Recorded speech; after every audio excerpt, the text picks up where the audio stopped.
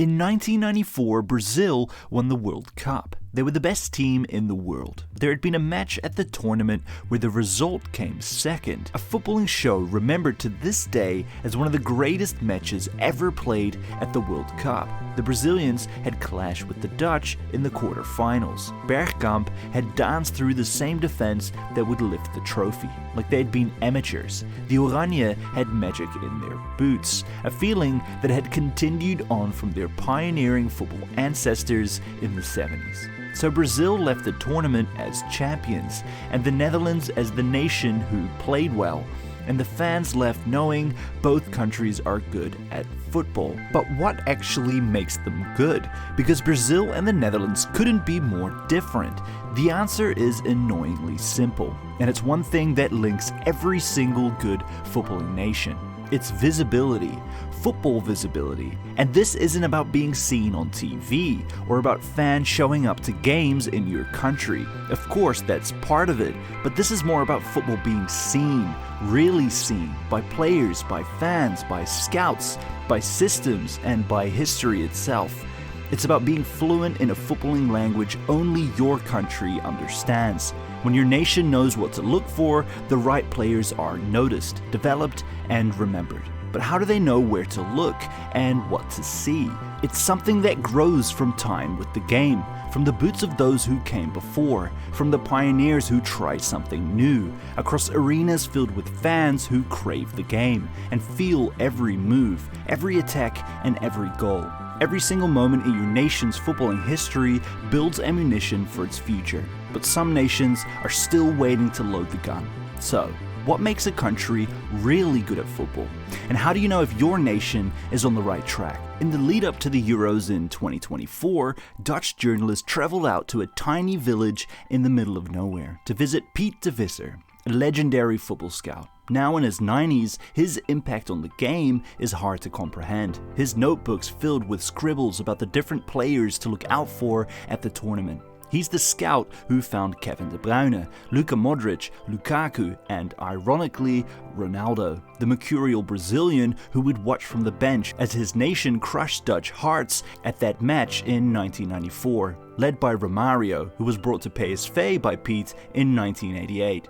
Piet has been roaming Dutch fields for decades, and most recently fields across London, where he helped Roman Abramovich establish the Chelsea Youth Academy.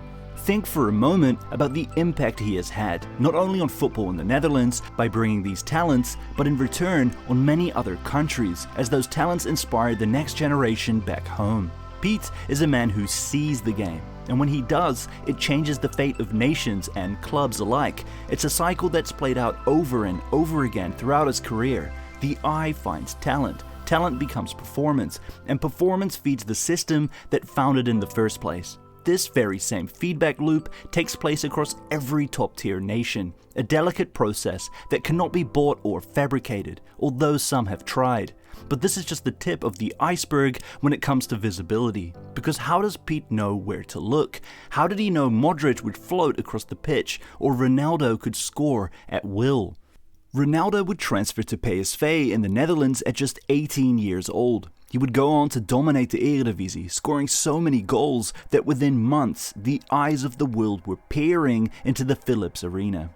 And a stadium filled with fans watched him hit 30 goals as a teenager and push PSV's season deep into Europe the following year. The world watched as PSV played attacking football, only going out in the UEFA Cup to Barcelona in a 5-4 thriller. This is what visibility looks like. It begins with talent, but it spreads through moments, performances, and styles that people remember. You don't know what to look for unless you've been taught how to see. And in Dutch football, that vision has always meant one thing: positive, attacking football. That vision was shaped by Johan Cruyff, and it was passed down to coaches, to clubs, and to scouts like Piet de Visser. So when Ronaldo emerged, Piet could see him clearly, because the system had already trained his eyes to know what greatness looks like.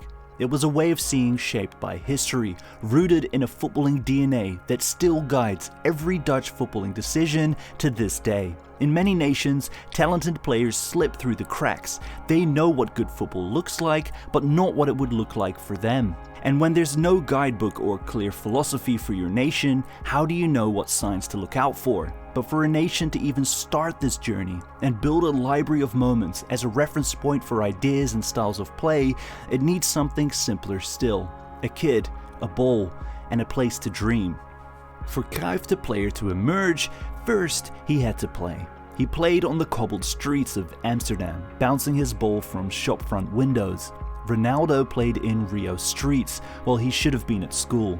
And when both of these greats were ready to chase their dreams, there were clubs ready to take them in.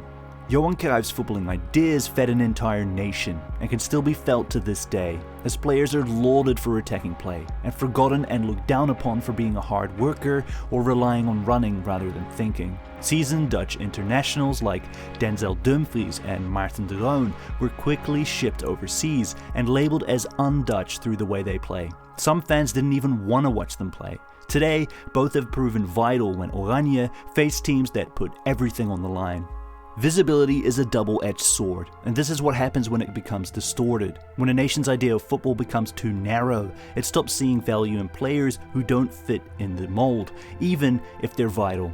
How many more de Roons and Denzels have slipped through the cracks in the never-ending pursuit of Cruyff's ideals? And this is why it's important for every nation's football identity to stay grounded as well. A study found that for nations to win consistently, they needed the following things. An interest from the public. Do they really care?